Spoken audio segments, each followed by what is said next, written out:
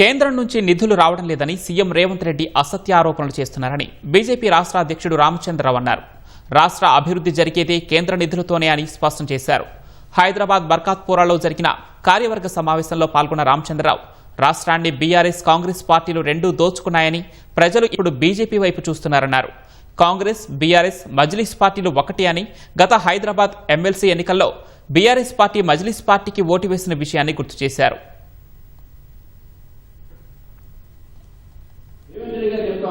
కేంద్ర ప్రభుత్వం సహకారం చేయందే ఈరోజు పేద ప్రజలకు 5 కిలోల బియ్యం ఉచితంగా వస్తుంది కదా. స్వచ్ఛ భారత్ కింద 400 కోట్ల రూపాయలు ప్రతి సంవత్సరం మీకు నిధులు రావట్లేదా? ఈ జాతీయ రహదారులు ఏ విధంగా ఉంటే ఒకసారి ఆలోచించారా?